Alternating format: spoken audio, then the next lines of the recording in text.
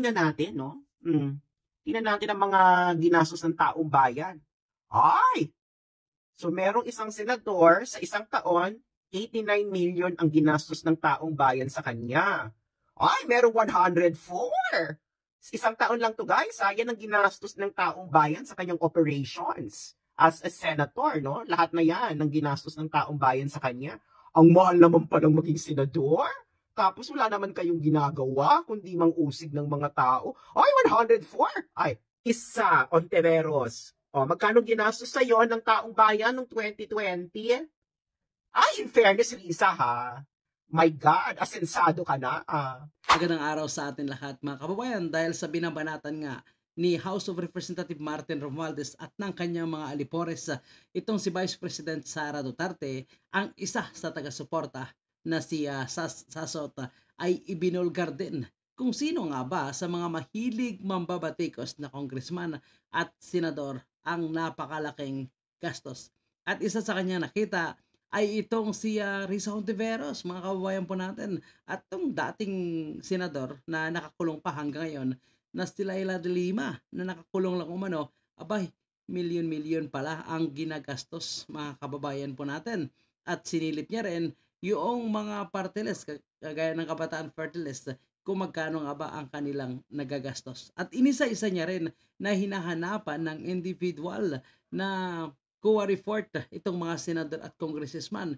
At kung sisilipin po natin yung kanyang Facebook, ay makikita po natin na isa-isa niyang ini-email itong mga senador at congressman na talagang mainit ang dugo kay Vice President Sara Duterte para magkaalaman na umano.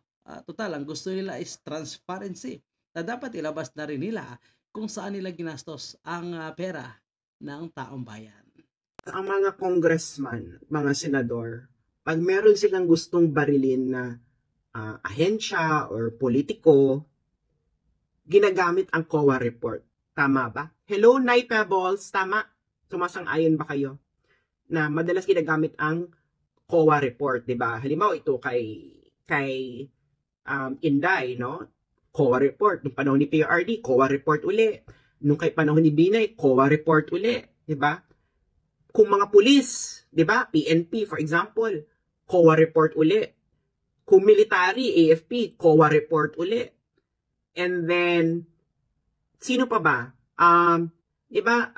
Halimbawa, mga ahensya ng pamahalaan, halimbawa, DILG, COA report uli. Talagang ginigrill sila sa COA report. Tama ba?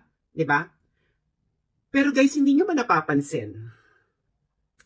Meron na bang senador or congressman na ginamit sa kanya ang COA report? Na, according to the COA report, itong congressman na to, hindi niya ginastos ng tama ang pera. Or, ang House Speaker, hindi niya ginastos ng tama yung pera. Or, itong senador na to, hindi niya ginastos ng tama ang pera. Or, ito, may narinig na ba kayong ganyan? Ha? Meron na ba kayong narinig na ganyan, guys? Na ang congressman at ang senador, ang naging issue sa kanya ay COA report. Sabi ni Onel, wala. Di ba? Sabi ni Cons, oo nga no. Di ba? Sabi ni Xavier, yes, puro COA report ang hinahanap nila. Pero naisip na ba natin na hanapin ang COA report ng isang congressman or ng isang senador? Wala. 'Di ba? Wala. Not you can recall kasi madali itong kasi kung halimbawa si Lenny, no? 'Di ba binibigay niya parati yung COA report niya, qualified, unqualified opinion, emerald for the third time, for the third year, ganyan. In fairness kay Lenny saka kay PRRD nung panahon nila, both of them for the straight year unqualified opinion. So, ibig sabihin mataas yung level nung audit. Okay. So, wala, 'di ba? Wala kayong naririnig na congressman or senador. So, ano ngayon ang gagawin natin? Siyempre, ang una nating tatanungin is, meron bang COA report ang bawat isang senador or bawat isang congressman? So, anong gagawin natin? Kasi naman, ang available lang naman na information sa atin ay yung nasa website ng COA. Di ba? website ng COA. Kasi transparency eh. So, pinapublish ng COA ang COA report. Kasi baka naman guys, itong mga senador at congressman natin is sobrang linis na maganda talaga ang COA report nila. Kaya hindi nagagamit ang COA report against them. Kasi baka naman talagang walang corrupt na congressman or Sana all hindi corrupt. At wala sanang corrupt, na congressman at senador. So, kaya nga pinasok nila yung politika eh. walang corrupt na senador. At ginagamit lang talaga nila sa tama ang perang ibinabayad natin sa gobyerno na dulot ng ating pawis. So pupuntahan natin ang website ng COA. So ito ang website ng COA. Okay? So pwede nyo itong puntahan, coa.gov.ph. Ngayon, pupuntahan natin 2022, no? Punta tayo ng 2022. Okay. So hanapin natin yung sa House of Representatives. So asa may ayan, legislative offices. Diba? Legislative. Kasi guys, para naman makita natin, no? Kailangan nating mag-check ng COA report. Executive summary, POC and fly leaves, auditor report, management responsibility, FS notes to FS, observation recommendation, status of PY's audit recommendation, Annex A. So ang FS po kasi is the financial statement. So baka naman nandito, no, individual. Makita niya kaya dyan yung kay Romualdez, mga kabayan po natin. Baka kung talagang may audit ito mula sa Commission on Audit, nako. Baka hindi natin alam kung saan niya ginagastos ang pera at kung sino-sino ang pinagbibigyan nito, mga kababayan po natin. Kaya nga naman talagang sunod-sunuran na lang sa kanya itong mga nasa Kongreso ngayon, lalo na itong Makabayan Block. Dati galit na galit yan sa administrasyon. Ngayon mukhang naiba na ang ihip ng hangin, mga kababayan po natin. At ang kanilang pinag-iinitan ay itong si Vice President Sara Duterte. Ay, so ito lang siya. Nandyan ba? Buong Congress pala ito. Wala, hindi siya individual. Oh. Ano ba to? Oo, wala, no? Walang individual congressman at hindi sila individually, kundi buong institution. Okay. Pong dahilan dito, meron po bang makakapagpaliwanag sa atin kung bakit na si Congressman A, si Congressman B, Congressman C, ay walang individual COA report? Kasi binigay natin yung pera sa kanila individually. 'Di ba? Ano 'yan? Kailangan lang mag-submit yung yung institution ng Senado saka institution ng Congress na ito yung pagkakagastos ng pera collectively, ganun ba 'yon? Pag pumunta ka sa Kongreso, isa-isa silang umuusig sa iyo tapos hindi mo alam. Hindi natin alam ang auditing ng bawat individual congressman na yan at bawat individual senators na yan. So baka naman merong iba, no? Merong iba. Baka nasa iba. Okay, tingnan natin yung mga reports. Okay? Meron naman pala ditong itemized list of expenses for each senator and member of House of Representatives. Ayan. Baka naman nandyan, itemized. Bakit 2020 lang ang available sa COA? Nasa ng 2021, 2022, 2019, 2018, asan yung iba? Bakit 2020 lang? Ano ba nakalagay dito sa itemized? Puntahan natin ang senator. Okay. Senator. Ito na ang senator. Hindi naman to COA report Nakalagay lang dito kung magkano yung ginastos, saan ginastos. Pero walang nakalagay. Ayan ganyan lang siya This January 1, December 31, 2020, nakalagay lang kung magkano ang salary, magkano ang ibinigay sa extraordinary and miscellaneous expenses, travel, salaries and benefits, meetings, professional consultancy, ganyan, Diyos mio, other MOOE, at saka grand total. So yung grand total, yan yung ginastos nila sa pera ng taong bayan.